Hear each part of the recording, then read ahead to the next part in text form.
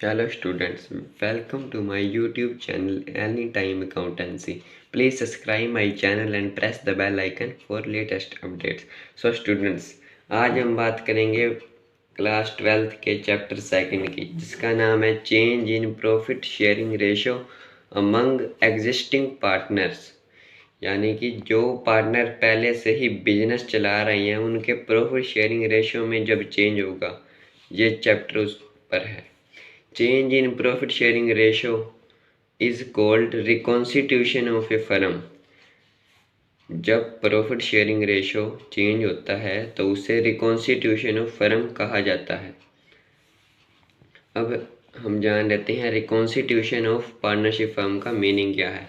When existing agreement comes to an end and a new agreement comes into existence is called reconstitution of a partnership firm। So students, इसका meaning ये है कि जब जो agreement पहले से है, जो पुराना एग्रीमेंट है, जब वो ख़त्म हो जाएगा और एक नया एग्रीमेंट एग्जिस्टेंस में आ जाएगा, एक नया एग्रीमेंट आ जाएगा, तो उसे रिकॉन्स्टिट्यूशन ऑफ पार्टनरशिप फर्म कहेंगे। अब हम जान लेते हैं reconstitution of the firm happens in following condition और सर्कमस्टांसेस की इन 5 कंडीशंस में ही रिकॉन्स्टिट्यूशन ऑफ पार्टनरशिप फर्म होता है। सो फर्स्ट कंडीशन है change in profit sharing ratio among existing partners. मान लीजिए ए बी दो पार्टनर है, उनका रेशो 2:1 है।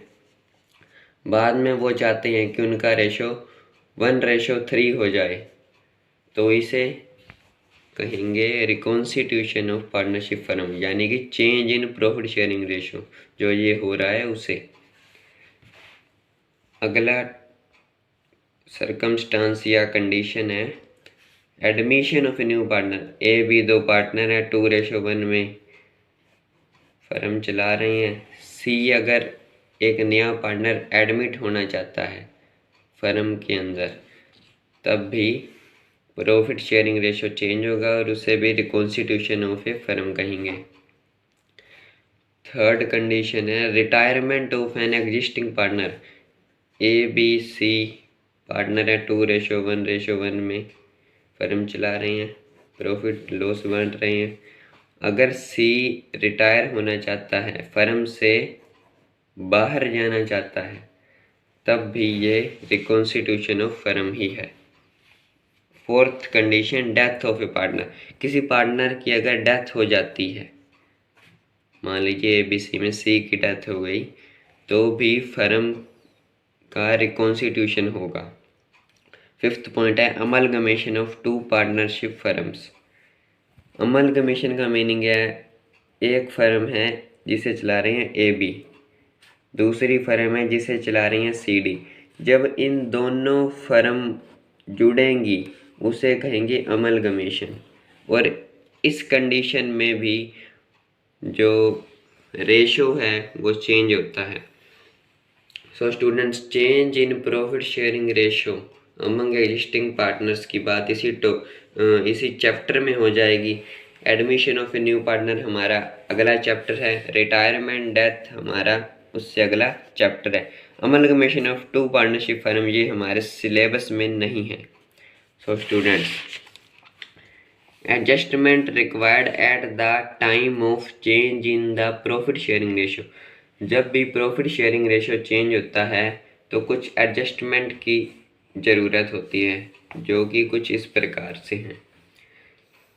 Determination of sacrificing ratio and gaining ratio. जब भी प्रॉफिट शेयरिंग रेशो चेंज होता है तो उस समय सैक्रिफाइसिंग रेशो और गेनिंग रेशो निकाला जाता है। अकाउंटिंग फॉर गुडविल, गुडविल का अकाउंटिंग ट्रीटमेंट किया जाता है। Accounting treatment of reserve and accumulative profit. जैसा कि आप जानते हैं कि फर्म कुछ हिस्सा प्रॉफिट का रिजर्व में रखती है, तो उसका भी अकाउंटिंग ट्रीटमेंट होता है जब प्रॉफिट शेयरिंग रेशियो में चेंज आता है। फोर्थ पॉइंट है students accounting for revaluation of assets and liabilities. जो फर्म की एसेट हैं या लाइबिलिटीज़ हैं उनका भी रीवैल्यूएशन होता है। कब? जब प्रॉफिट शेयरिंग रेशियो चेंज होता है। और एडजस्टमेंट ऑफ कैपिटल, पार्टनर्स की कई बार कैपिटल भी एडजस्टेड की जाती है जब प्रॉफिट शेयरिंग रेशियो चेंज होता है। नेक्स्ट टॉपिक है स्टूडेंट्स रेशियोज टाइप। रेशियो के दो टाइप हैं, first sacrificing ratio, second gaining ratio. सबसे पहले हम जान लेते हैं कि सैक्रिफाइसिंग रेशियो क्या होता है। The sacrificing ratio is that in which one or more than one of existing partners surrender some part of their old share in favor of one or more than one partner। मान लीजिए ए और B partners हैं। अगर सी firm में नया enter हो रहा है तो अगर ए बी का शेयर 2:1 था तो इन्हें भी अपने शेयर का कुछ हिस्सा, मान लीजिए हाफ ए देगा शेयर, हाफ बी देगा, तो इन्हें जो हिस्सा देना पड़ेगा सी को, जो कि नया पार्टनर है, उसे जो हिस्सा देना पड़ेगा वो इनके लिए सैक्रिफाइस है। सैक्रिफाइस का मीन्स आप जानते हैं त्याग। ये अपना कुछ हिस्सा त्याग रहे हैं, उसे कहेंगे सैक्रिफाइसिंग रेशो। किसके फेवर में? जो नया पार्टनर आया है उसके फेवर में। इसका फॉर्मूला है sacrificing ratio is equal to old ratio minus new ratio. जो भी मान लीजिए ए बी हैं उनका जो ओल्ड रेशो है, जब उसमें से न्यू रेशो जो उनका आएगा वो माइनस करेंगे, सब्ट्रैक्ट करेंगे, लेस करेंगे, तब आ जाएगा सैक्रिफाइसिंग रेशो। अब बात करते हैं गेनिंग रेशो की। The gaining ratio is that ratio in which one or more of the existing partners gain some portion of the share of profit of other partner. कई बार मान लीजिए ए बी सी पार्टनर है, अगर C retire हो रहा है तो उसका शेयर किसे मिलेगा? ए और बी को। लेकिन ऐसा भी हो सकता है कि अकेले ए को मिले या अकेले बी को, तो उनके लिए वो गेन है। और गेनिंग रेशो निकालने का फॉर्मूला है new ratio minus old ratio.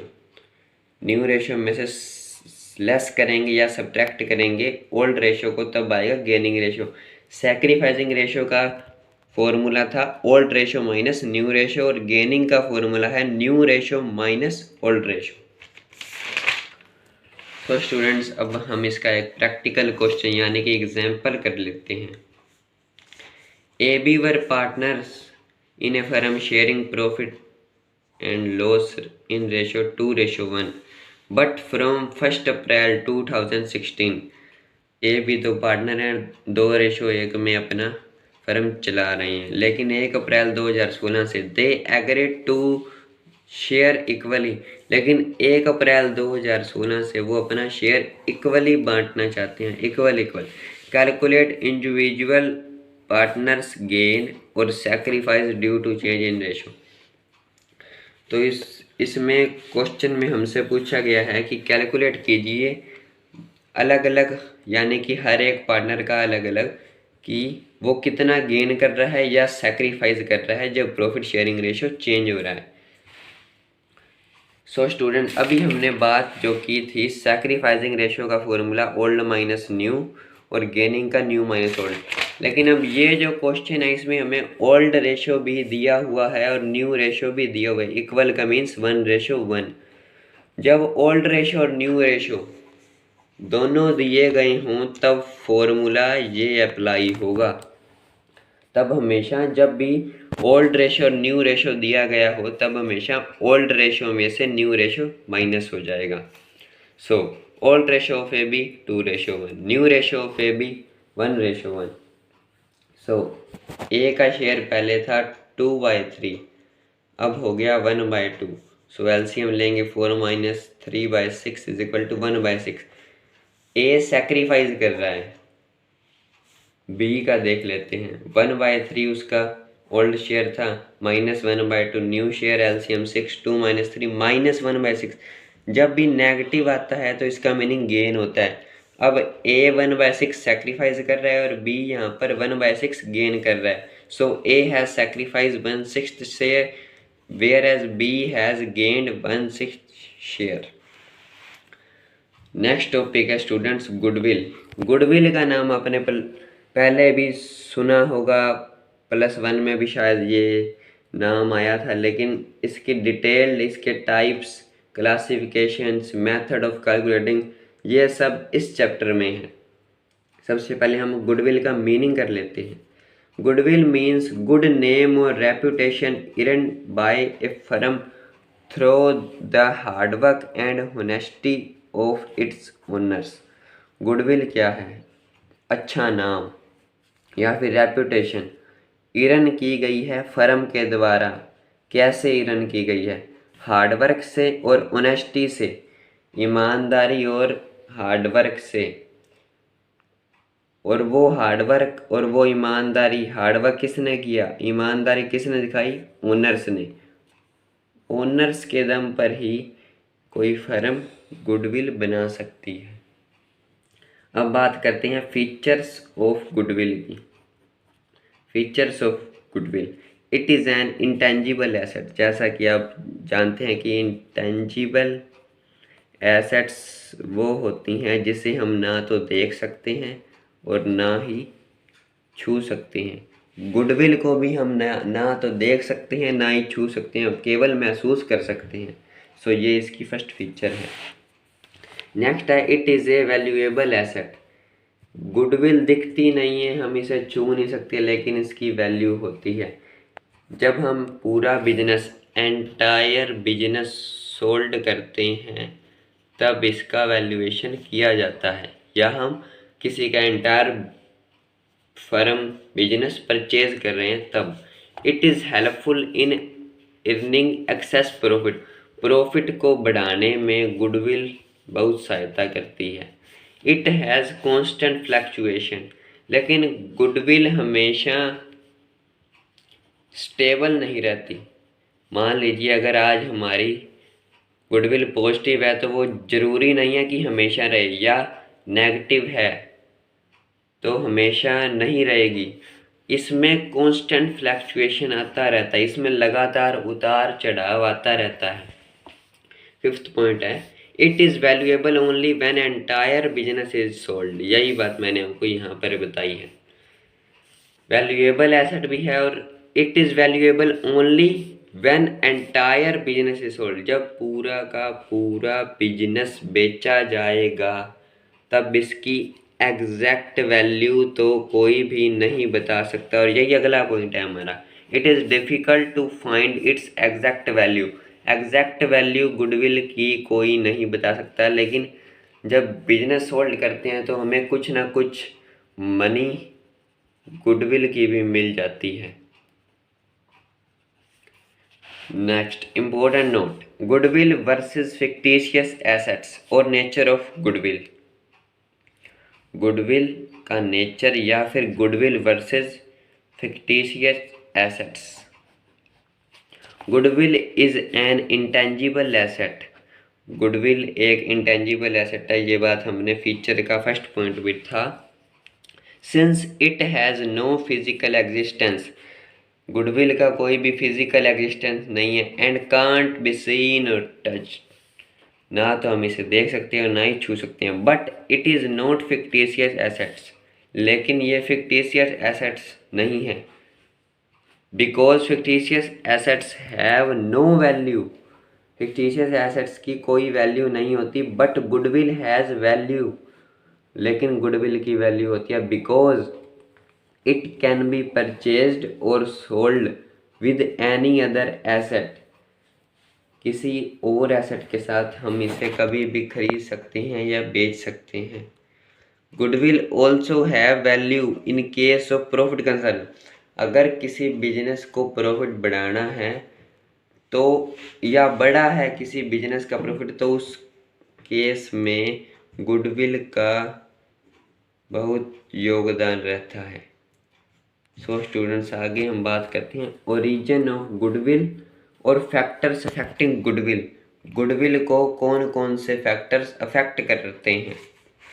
First है favourable location of business. Business की फेवरेबल लोकेशन, यानी कि if business is located at convenient place, it will attract more customers which increase goodwill. अगर जो भी दुकान है, शोरूम है, हमारी फर्म बिजनेस है, फर्म है, अगर वो सही स्थान पर है जहाँ पर लोग आसानी से आ जा सकें तो वो ज़्यादा कस्टमर को अट्रैक्ट करेगा, जिससे हमारी गुडविल बढ़ेगी। Efficiency of management. If business is run by experience and efficient staff, its profit increases which result in increase of goodwill. अगर हमारा बिजनेस का जो स्टाफ है वो एक्सपीरियंस है, एफिशिएंट है, यानी कि मैनेजमेंट पूरी तरह से एफिशिएंट है, तो इसके प्रॉफिट बढ़ेंगे और प्रॉफिट बढ़ने से गुडविल बढ़ेगी, इंक्रीज होगी। The longevity of business. Business अगर हमारा ओल्ड है, लंबे समय से चल रहा है, तो इसकी गुडविल हमेशा ज़्यादा होगी, क्योंकि जो बिजनेस लंबे समय से चलते हैं उनके साथ कस्टमर ज़्यादा जुड़े होते हैं। फोर्थ है नेचर ऑफ गुड्स। अब गुड्स जो हम बेच रहे हैं, जिसका हम व्यापार कर रहे हैं, बिजनेस कर रहे हैं, उनका नेचर कैसा है, वो भी गुडविल को बहुत इफेक्ट करता है।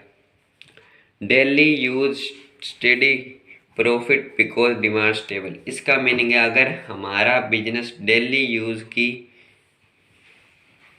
चीज़ें बेच रहा है, वस्तुएं बेच रहा है, थिंग्स बेच रहा है, तो हमारे प्रॉफिट स्टेडी होंगे, स्थिर होंगे। बिकॉज क्यों स्थिर होंगी, क्योंकि डिमांड स्टेबल होगी, और डिमांड स्टेबल है, प्रॉफिट लगातार हो रही हैं, तो इसका मीनिंग गुडविल इंक्रीज होगी। दूसरा है fancy goods. Fancy goods profit uncertain so goodwill will be less. अगर मान लीजिए हम कोई फैंसी गुड्स का बिजनेस कर रहे हैं, मान लीजिए कोई गारमेंट्स की दुकान है, हमारी कपड़ों का शोरूम है या दुकान है, तो वहाँ पर प्रॉफिट अनसर्टेन होंगे, क्योंकि फैशन चेंज होता रहता है, प्रॉफिट अनसर्टेन है, उतार चढ़ाव आता रहता है फैंसी गुड्स में, सो हमारी गुडविल भी लेस होगी। फिफ्थ है possession of licence. If a firm hold import licence the goodwill will be more of the firm. कोई फर्म है जिसके पास इम्पोर्ट लाइसेंस है, तो उसकी गुडविल ज़्यादा होगी, because it is very difficult for other firms to enter this business in absence of licence. अगर कोई और बिजनेस फर्म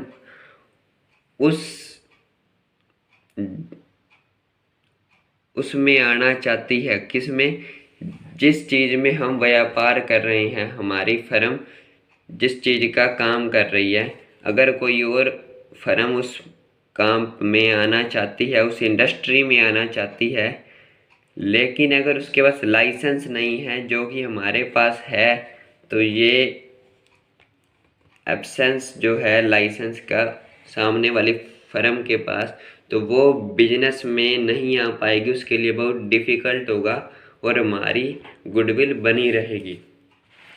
नेक्स्ट है मोनोपोलीज एंड अदर राइट्स।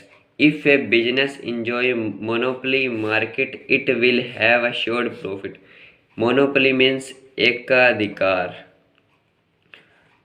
अगर किसी बिजनेस फर्म का किसी एक इंडस्ट्री पर एकाधिकार है, तो इसके प्रॉफिट अश्योर्ड होंगे। Similarly if it hold some special right, या फिर उसके पास कुछ स्पेशल राइट हैं, such as patents, trademark, copyright है, तो भी इसकी गुडविल ज़्यादा होगी। Risk involve. If there is more risk involve in business the goodwill will be less. जिस बिजनेस में ज़्यादा रिस्क होगा उसकी गुडविल हमेशा कम होगी। Trend of profit. If the profit of a firm are increasing continuously the value of goodwill will be मोर। अब ये पॉइंट है, ट्रेंड कैसा है प्रॉफिट का। अगर किसी बिजनेस का प्रॉफिट लगातार बढ़ रहे हैं तो इसकी गुडविल भी ज़्यादा होगी, लेकिन अगर इसके ओपोजिट है, इफ़ प्रॉफिट्स आर डिक्लाइनिंग और अनसर्टेन, अगर प्रॉफिट लगातार कम हो रहे हैं, हमारा हम में हर मंथ या हर ईयर लॉस में जा रहे हैं तो हमारी गुडविल भी कम होगी। Future competition, possibility of increasing competition in future would definitely reduce the goodwill.